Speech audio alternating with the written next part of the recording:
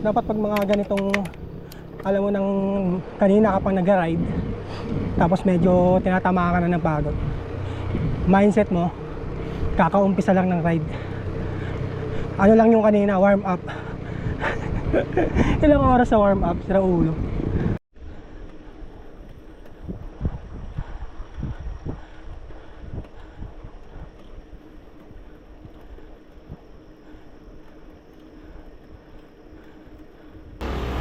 Ay, grabe ka mabitak, kanina ka pa.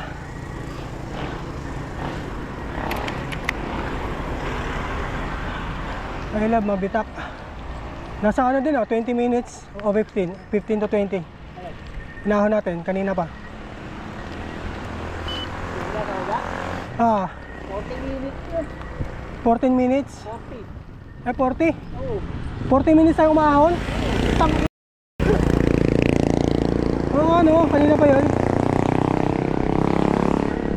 14 minutes. Good morning, Red Out ulit. Oras, alas 3:22. Papunta na ako ng meet up place namin. Kasama ko si Papa Jesus dyan, tsaka si Daddy Ciclista. Mag-ano daw kami, Paniki Loop, Infanta Loop.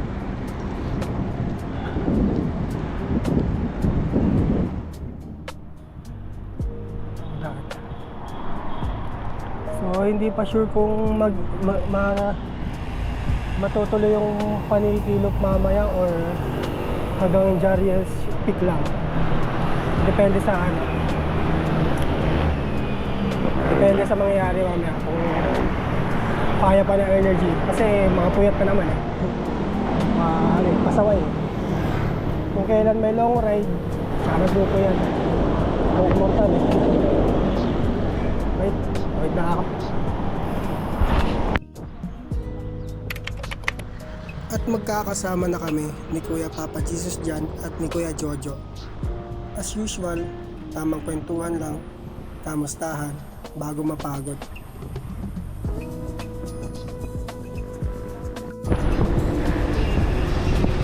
Marcos Highway.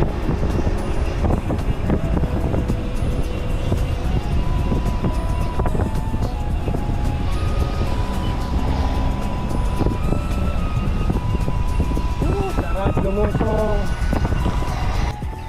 Pagkadating namin sa Marikina, nagkaroon kami ng problema. Dumudura ng sealant yung front tire ni Kuya Jojo. Kaya sa mga oras na to, undecided talaga kami kung matutuloy yung Paniki Loop or hanggang Jariel's Peak lang.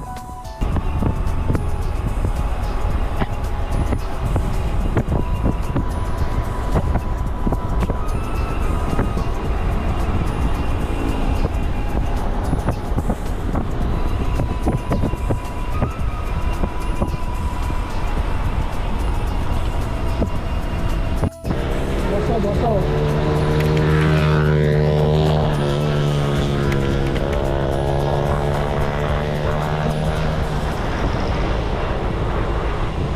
So, kompleto na kami. Humabol si ate ko rin. Inabutan niya kami sa arko ng Boso-Boso sa Kabading, kung saan kami nag-almusal. So, nakapag-decide na kami na hanggang Jariel's Peak na lang. Pero hindi ganun yung nangyari. Sobrang daming nangyari. To make the long story short, natuloy kami sa Paniki Loop. Kaso tatlo lang kami. Si Kuya Jojo hanggang kilometer 90 lang ang inabot. Ginawa na ng paraan ni Kuya Papa Jesus dyan yung front tire ni Kuya Jojo. May extra inner tube si Kuya Jojo. So ayun na lang ang ginamit dahil paubos na ang sealant.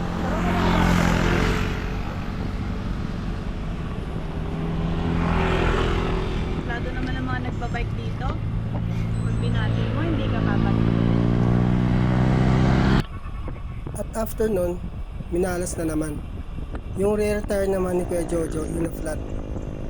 Bigla na lang tumatagas yung sealant sa rim. At buti na lang, si ate ko rin may dalang extra inner tube. So, ayun yung pinahiram niya kay Kuya Jojo na gagamitin sa rear tire. So, tuloy ang saya. Nakapag-decide na kami na ituloy ang Paniki Loop. dahil napakaganda ng panahon. Makulimlim at umaambon. Hindi nakakalaspag yung ahon sa Marilaki. Unlike nung last time na nag-share a loop kami ni Kuya Jojo at ni Kuya Papa Jesus dyan, tanghaling tapat, sobrang nakakalaspag. Around kilometer 80 plus, doon na kami nag-lunch. Hanggang sa nakarating kami sa kilometer 90, napansin ko, flat na naman ang rear tire ni Kuya Jojo. So, doon na, suko na. Nakapag-decide na si Kuya Jojo na bumalik. DNF na. Kasi grabe na yung pinagdaan ng malas.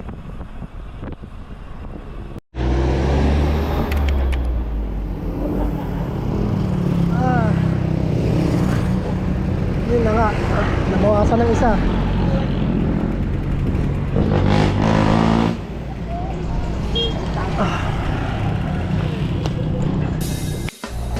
Medyo nakakalungkot.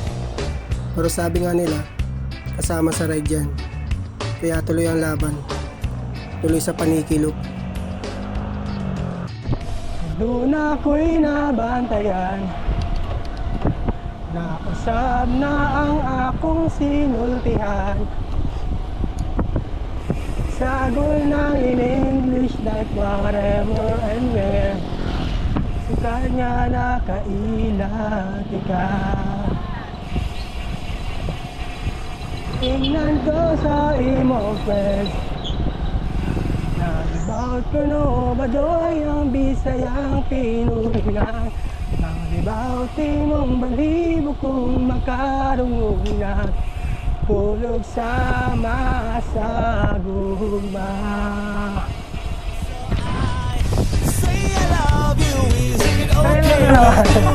Bahala na makahilak ang lolo kong magbabalak. And tell him, well my lolo, I'm in love not like you. I'm not too old to learn an English word or two. Uy, may ulo ni Rizal. Ano nga sa'yo, Pepe? Naunsawan ka.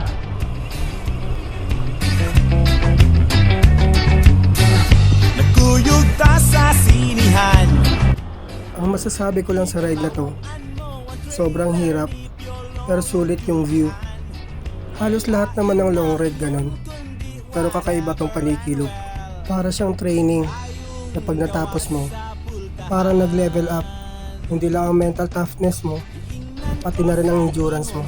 Nasa 100 km na lusong at 100 km na ahon ang aahonin mo. 3.6k elevation gain. Naumay ako sa ahon, naumay din ako sa lusong. Pero pagdating sa magagandang tanawin, sulit na sulit. Say I love you, is it okay with you? Bahala na makahilak ang lolo kong magbabalak. And tell him, well my lolo, I'm in love not like you. I'm not too old to learn an English word or two.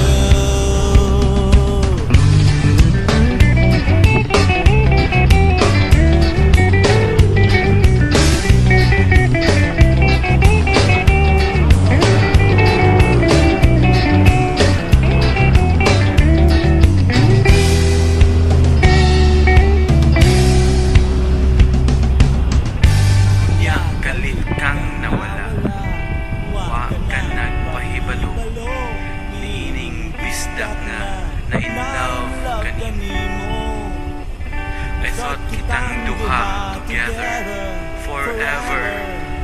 Ako imo di ay hindi pasakitan. Inan ko sa imong friends. Nganing kuyog ka kuno sa imong ka-textmate nga kano. Nang limbawt akong balhibo sa nasayran ko nga. Ang kano o tiyenta na. Still I say I love you though you're hurting me so. Bahala nagmakahilak ang lolo kong magbabalak. I tell him, well my lolo, I'm your stupid apo. Naminaw lang unta ako sa tambag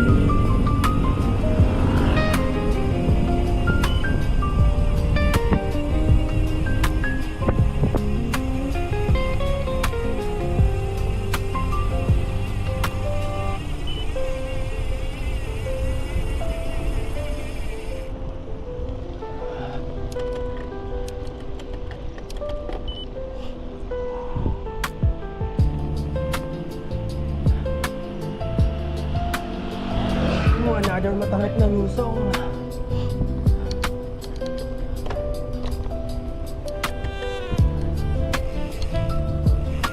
Kilometer 107. Okay, nalalay lang.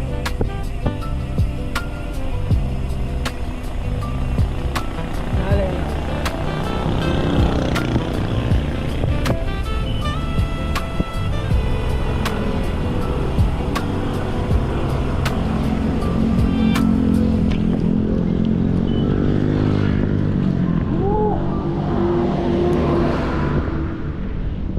Ganda ng view. Ganda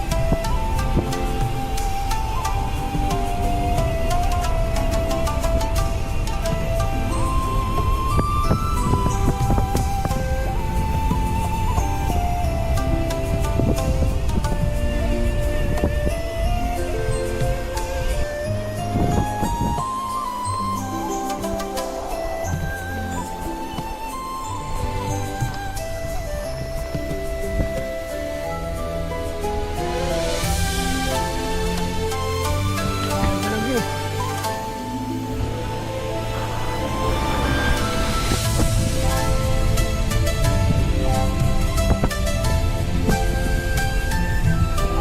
Parang nasa Mindoro.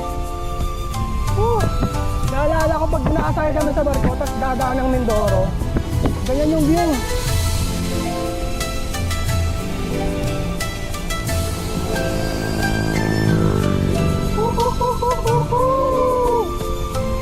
Ah, yeah, boy.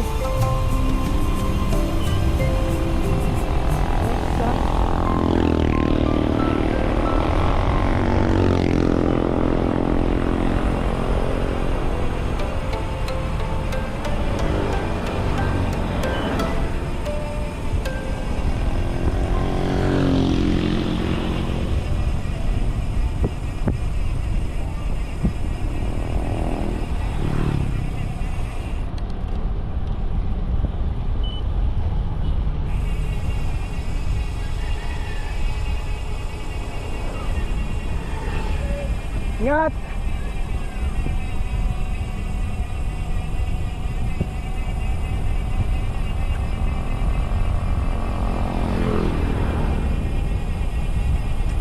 Mga nag-ano yun, panikilop din pero reverse.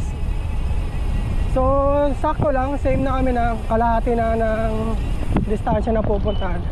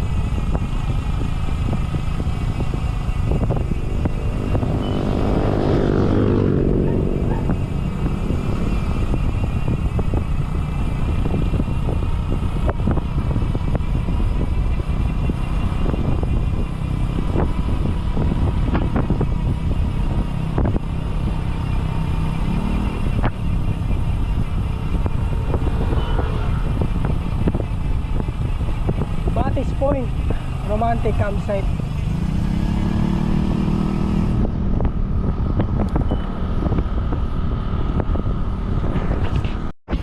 Infanta, General Nakal, Real. Dito sa Quezon Province, umiwala na si Ate Corinne. Mabuhay, Infanta. Medyo mabilis na ang pacing niya. Ayaw niya daw kasing abutan ng dilim pag umahon sa mabitak.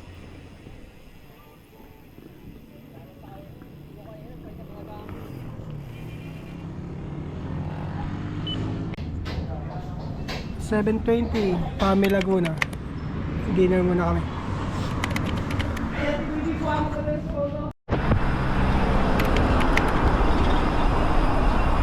Antipolo, sumulong. Sumulusong.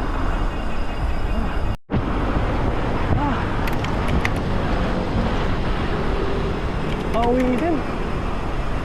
Nakauwi din. Grabe ang pagod.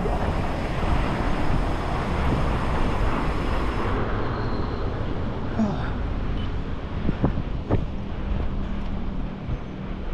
257.60 kilometer. Ay, nako, panikilap. Success. Thank you, Lord.